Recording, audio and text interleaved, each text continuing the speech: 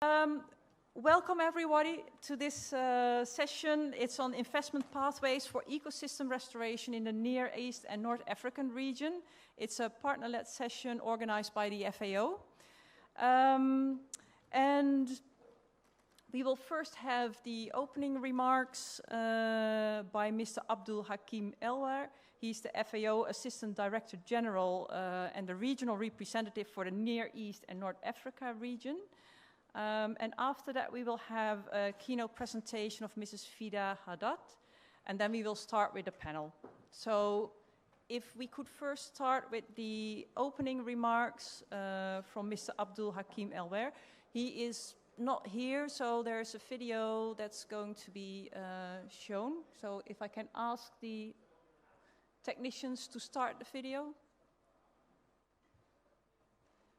Distinguished delegates, esteemed colleagues, Assalamu alaikum. It is my great pleasure to welcome you all to this side event on investing pathways for ecosystem restoration in the Near East and North Africa region, organized by the FAO's Regional Office for the Near East and North Africa.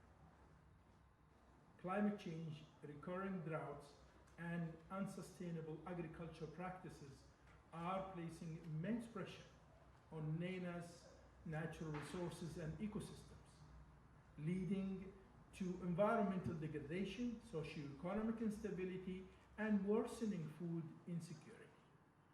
Severe land degradation already affects 45% of agriculture areas, compounding the region's critical water scarcity, while the economic toll of land degradation is estimated at $9 billion annually, in NENA emphasizing the urgent need for coordinated collective action. The social implications are equally dire. NENA is home for the second largest population of internally displaced persons, IDPs, in the world, 41% of the global total.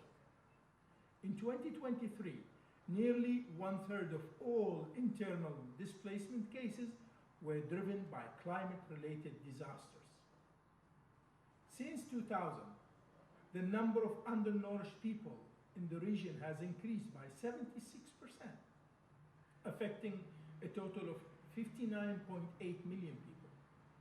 High dependence on food imports and limited export diversification contribute to low regional integration, exposing the NENA region to food insecurity and social instability.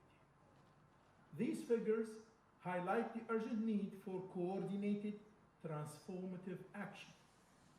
While significant investments and efforts by countries and partners have laid a strong foundation towards ecosystem restoration, the NENA region, with less than 4% of its land designated for restoration, has tremendous potential to accelerate progress, particularly through the UN Decade on Ecosystem Restoration.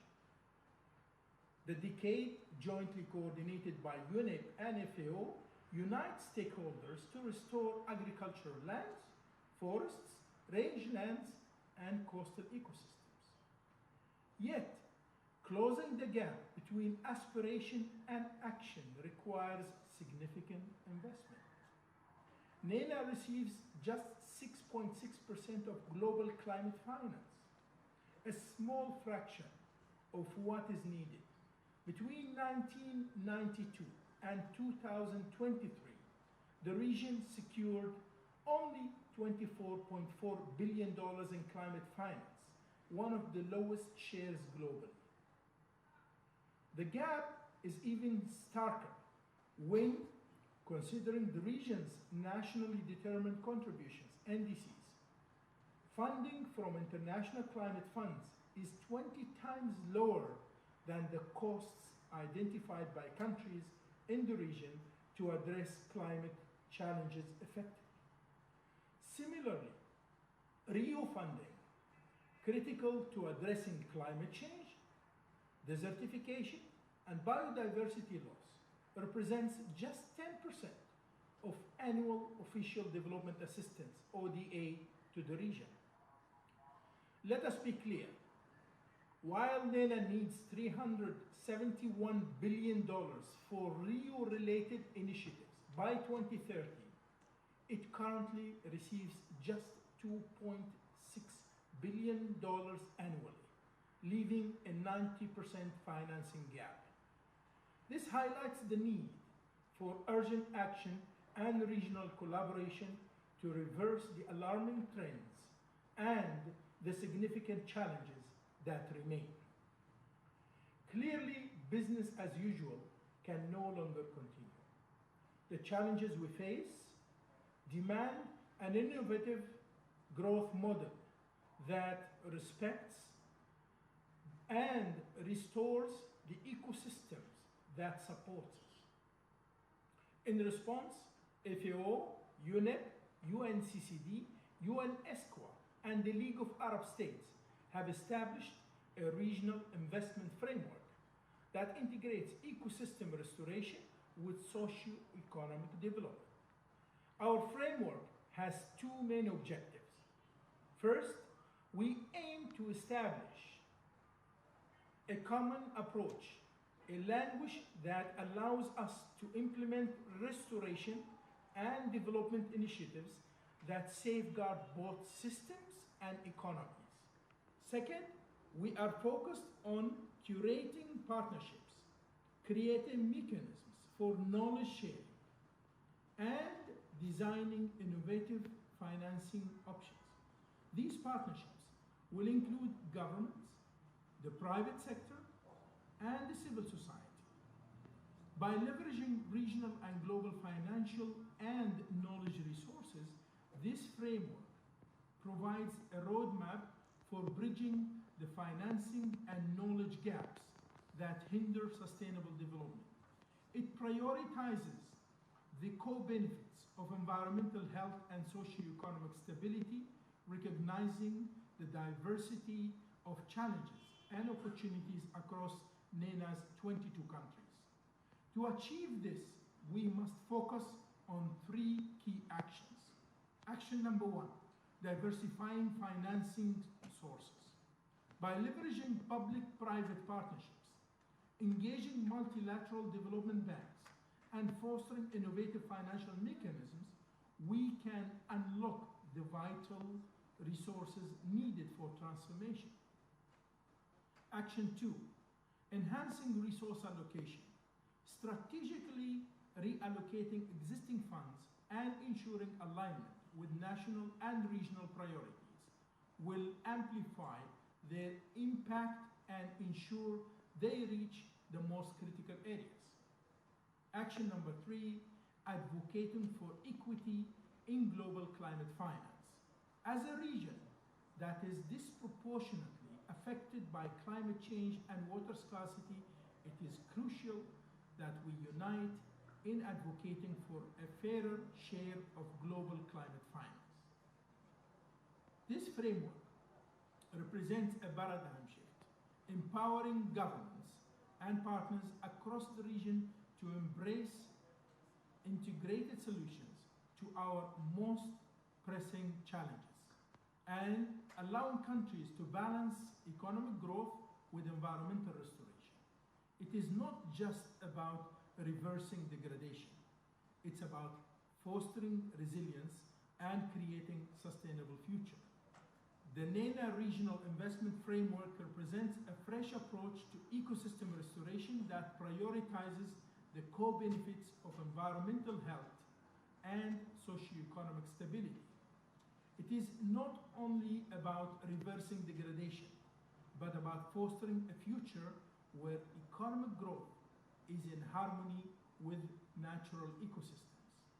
By empowering countries across NENA with the tools, knowledge, and financing they need, we are building a foundation for resilience that can be applied across regions and generations.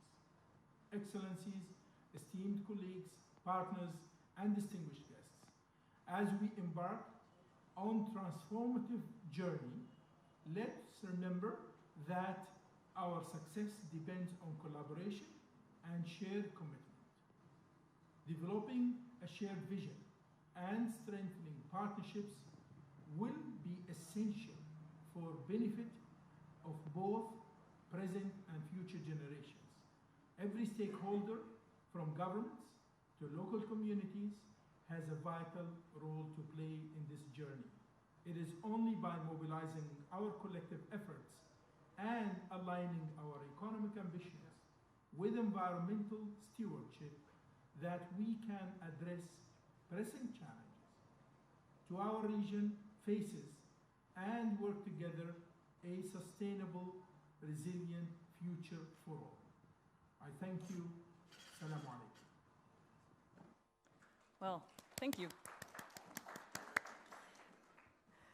Well, clear words. And actually, we have our keynote speaker in-house, Mrs. Fida Haddad. She's Senior Program Officer at the FAO Regional Office for the Near East and North Africa region. And she is going to explain and tell a bit more about the regional framework where Mr. Elwar was talking about. So I would like to invite you to the stage.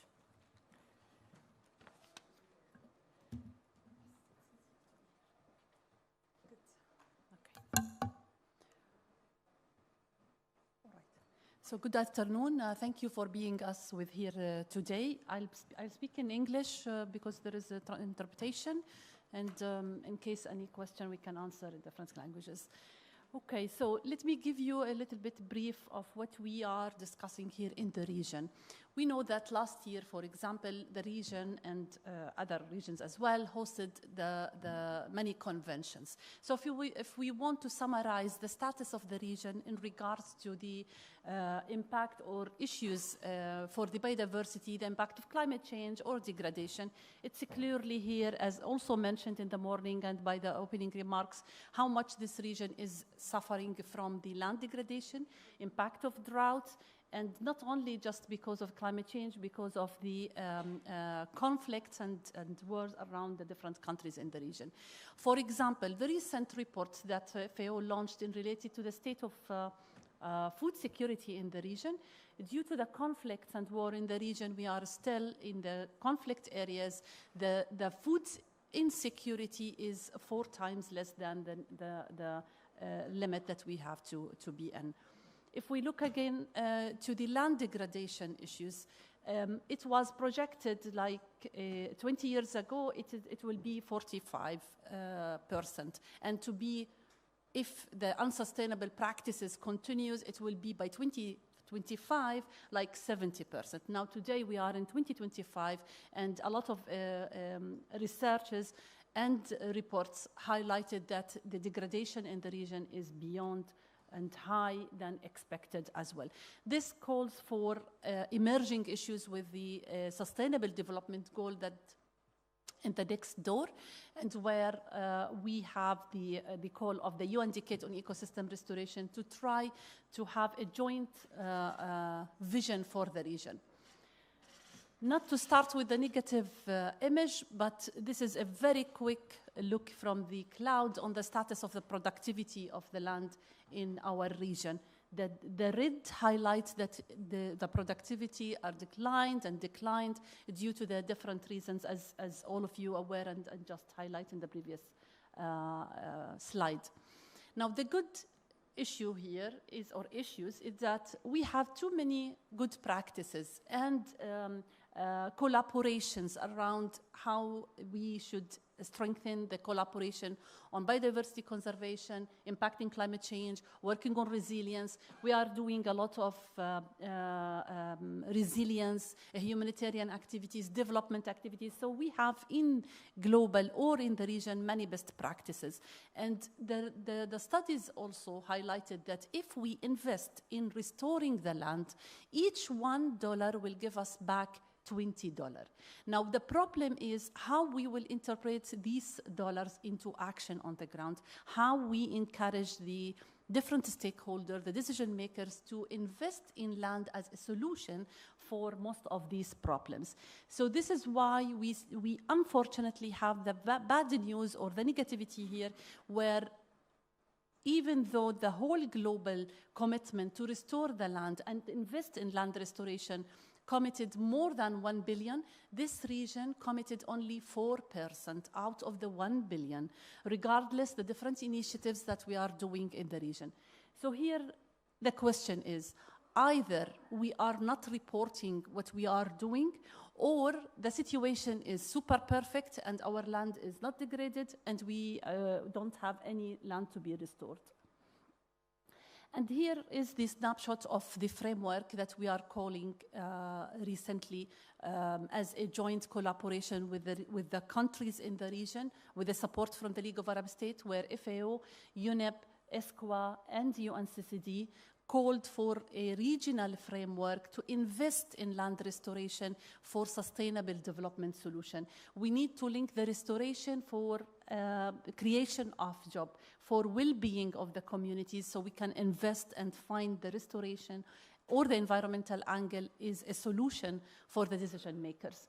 So we called for this regional investment framework that is focusing on two objectives. The first one, as I mentioned, is to look into the restoration models, invest on the land as a solution, but the most important is the knowledge, the creation of knowledge, the knowledge sharing and dissemination, of which we are lacking from different projects or initiatives in the region. And of course, that will allow us to contribute to the different progressed, let's say, SDGs, but at the same time contribute to support the financing of land restoration as a solution of development.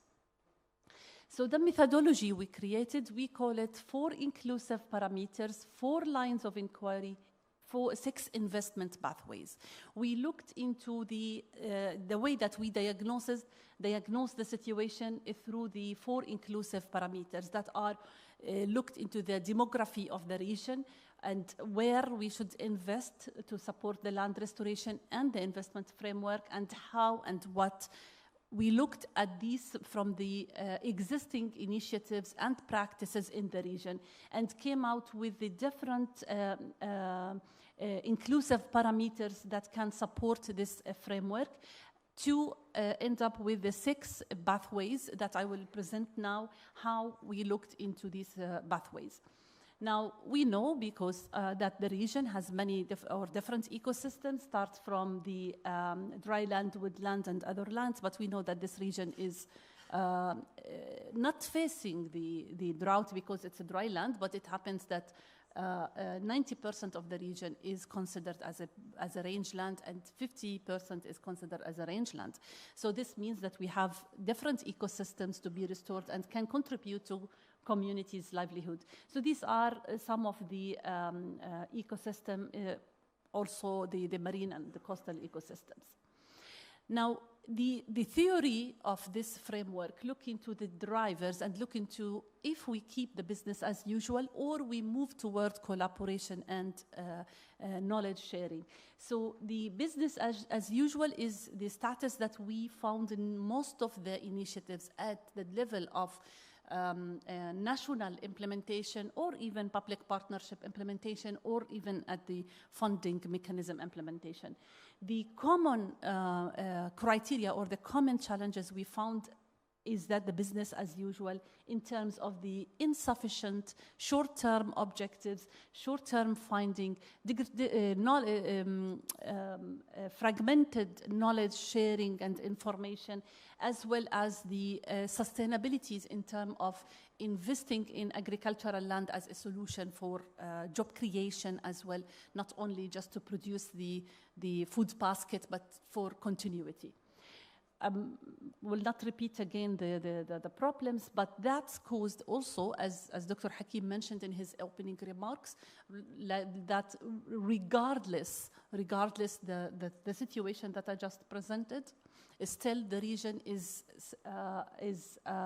receiving 6.6 of the global climate finance. Why we are focusing, for example, on the climate finance? We know that since we're talking about the climate impact and the Convention of Climate Change, but when we start investing more on the climate change projects, like let's say 2007, most of the funding or the proposals or to address the climate change. So this means that we are investing on that. But regardless, still we are receiving only 2.4 of the allocation that we could provide it.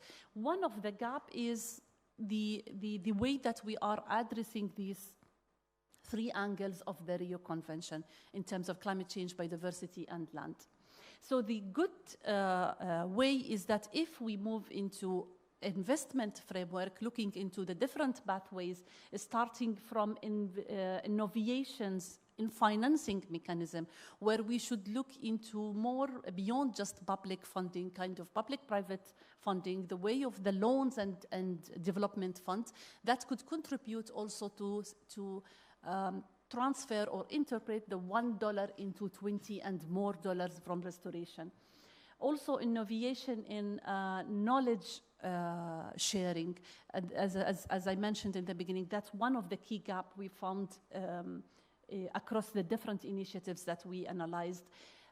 The policy coherence and the coordination in terms of rules, regulations, also we are progressing toward different best practices on policy coherence issues, but still we have a lot of challenges that undermine the efforts of land restoration. For example, the theme that we are discussing in this forum related to the land tenure issues in the region, for example, and the equity and equality share between women, men, farmers, pastoralists. That's what we will discuss maybe with a panel. We can hear more about it.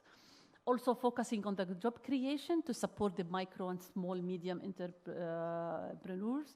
The regional trade integration is one of the key challenge or one of the gap we found, and that working on regional trade could contribute to this investment on land restoration. That's one of the weaknesses in the region around the focusing on the importance of trade and market for the products of the different ecosystems. And of course, looking into the integrated ecosystem restoration development, where the issue is not just restoring the forest or afforestation, for example. It's the integration between the trees, crops, and livestock in the ecosystem and moderated into integrated land use planning system. So these are the criteria that we analyzed more than 300 initiatives at the regional level or country level with a different mechanism of funding.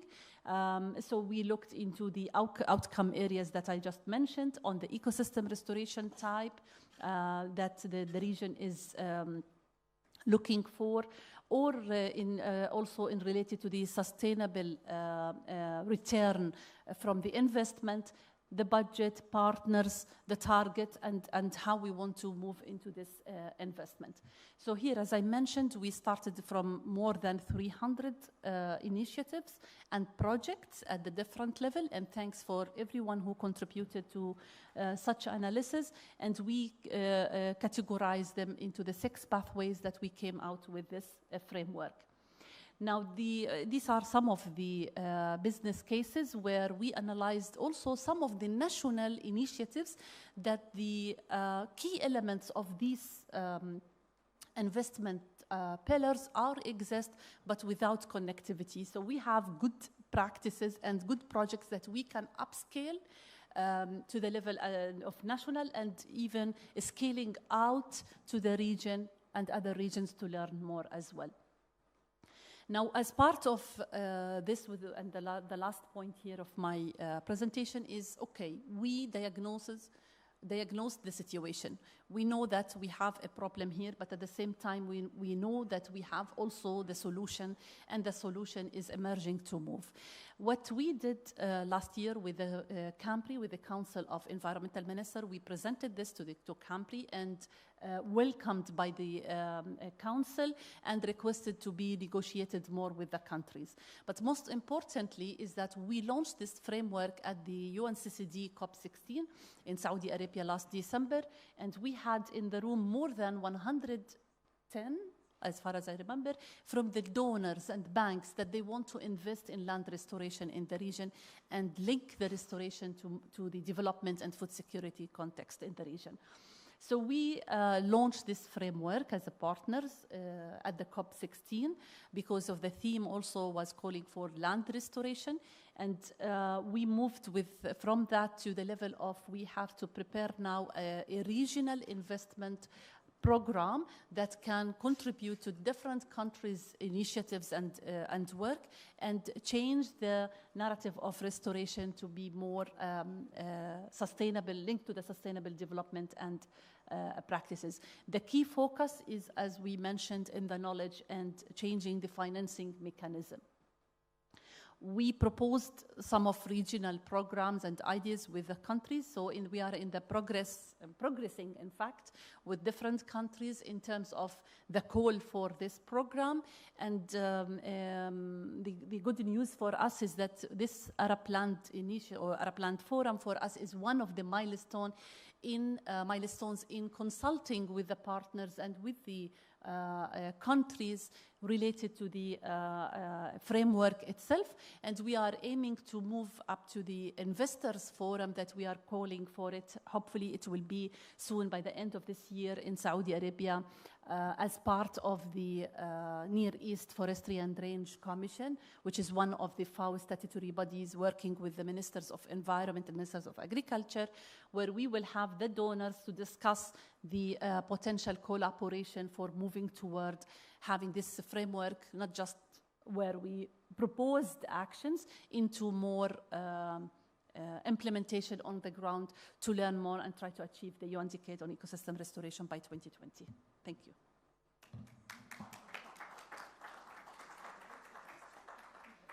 You can just sit there, and then if there's questions, we will take.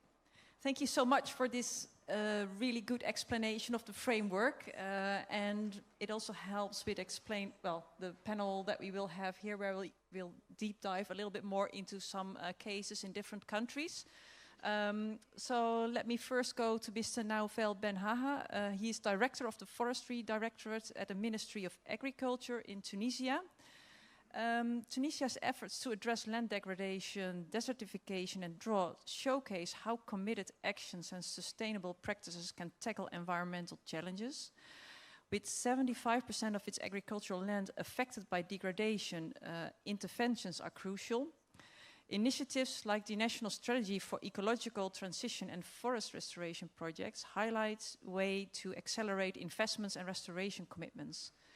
So could you please explain a little bit more what actions has Tunisia taken to accelerate investments and restoration efforts in response to the land degradation, and particularly in forest restoration? And kind of second question, what lessons can be applied to promote greater commitment to sustainability in the region? Thank you. Si vous permettez, je vais parler en français. Donc, la Tunisie, comme vous savez, elle fait partie de la région nord-africaine qui est soumise à une forte pression et soumise à l'effet des changements climatiques.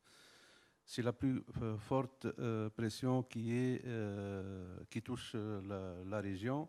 Et donc, devant cette situation, avec les répercussions qui en découlent, c'est-à-dire forte pression sur les ressources, dégradation des ressources, dégradation des écosystèmes, tout ça, ça mène à une réflexion nationale et même régionale pour mener à bien un programme de restauration des écosystèmes dégradés, essentiellement les écosystèmes forestiers qui sont les plus touchés. Mais avant de parler de tout ça, peut-être juste deux chiffres qui se rapportent à la Tunisie. C'est que 94% de la superficie, elle est soumise à l'aridité, donc c'est du régime aride. Et la plupart des superficies agricoles, c'est des petites superficies. Et donc, ça permet aussi une grande pression et une dégradation des ressources, étant donné que les gens ne peuvent plus pratiquer de l'agriculture sur des petites superficies qui sont inférieures à 1 hectare. Donc, tout ça, ça mène à réfléchir sur la manière dont on doit résoudre ce problème de dégradation des ressources qui est de plus en plus accentuée ces dernières années suite aux 7 années de sécheresse qui ont touché le pays. Donc, forte dégradation des ressources, forte pression sur les ressources en eau, dépérissement de certaines forêts et apparition de certains insectes aussi ravageurs qui attaquent aussi bien la forêt que l'agriculture. Donc, devant tout ça, il faut intervenir. On n'est pas resté les mains croisées, on a commencé à développer des stratégies et des études approfondies dans un objectif long terme jusqu'à 2050. On a commencé par une stratégie au 2050 et dans le cadre de cette stratégie, on a développé aussi d'autres stratégies telles que la stratégie nationale d'aménagement et de conservation des terres agricoles, puis la stratégie de développement forestier et puis plusieurs autres stratégies qui touchent au développement en général. Donc tout ça, ça a conduit à harmoniser les interventions de tous les partenaires dans un objectif d'avoir une vision claire et des orientations claires concernant le développement du pays à travers, bien sûr, une transition écologique qui n'est pas facile à mener, étant donné qu'on est sous contrainte de sécurité alimentaire et sécurité en eau. Donc, et la stratégie, tout ce qui est écologique, c'est bon pour la santé, c'est bon, mais ça ne conduit pas à alimenter toute une population qui est en état de stress vu les pénuries au niveau du pays. Donc, devant tout ça, je vais essayer de parler un peu de la stratégie d'intervention dans le domaine forestier qui me concerne. Donc, c'est un exemple pratique de ce qui se passe dans les forêts. La stratégie des forêts, on a vu que, et ça a été confirmé par le directeur régional de la FAO et Madame Fidel tout à l'heure, business as usual n'est pas toujours la solution adéquate. Il faut changer. Il faut oser pour changer certaines pratiques et certaines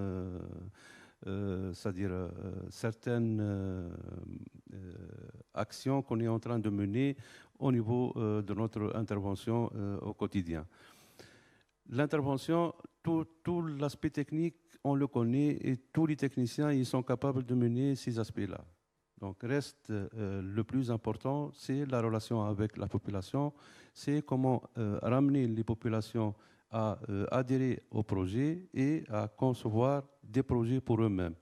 Donc c'est la participation de la société civile, c'est la participation du public et c'est l'appui ou bien l'appui de cette population à l'État en général et la contribution au niveau du développement, essentiellement développement territorial.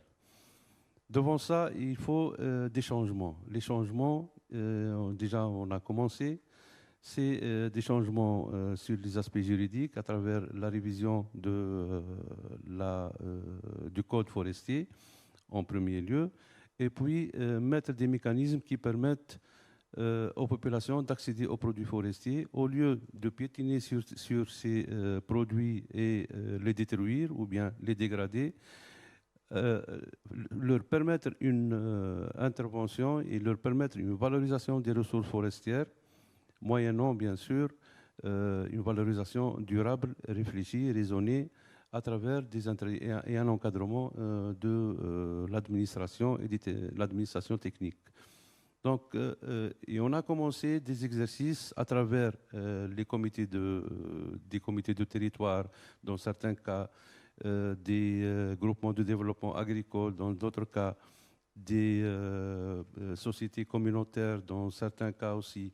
Donc on a essayé de multiplier les interventions et les partenaires pour pouvoir réussir et pour pouvoir tester tout d'abord quel est le modèle qui peut réussir et pour pouvoir développer et mettre à l'échelle à la suite, donc dans un objectif d'une meilleure gestion de nos ressources. Donc tout ça, c'est une manière d'intervenir qui doit intégrer la population dans un esprit de participation, mais je dis bien dans un esprit de partenariat, parce que participatif, tout le monde le dit, mais en général, le participatif, c'est faire convaincre les gens de ce qu'on est en train de faire. Et ça doit s'arrêter et partir dans le sens de participatif, dans le sens de partenariat, c'est-à-dire gagnant-gagnant. C'est tout l'État qui gagne, c'est les ressources qu'on est en train de restaurer et c'est les populations qui valorisent au mieux les ressources naturelles. Donc tout ça, c'est un dispositif qu'on est en train de mener. Ça va être concrétisé aussi à travers des financements, parce que les financements, ce n'est pas essentiellement des financements en faveur de tout ce qui est environnemental et tout ce qui est écologique. Ça doit être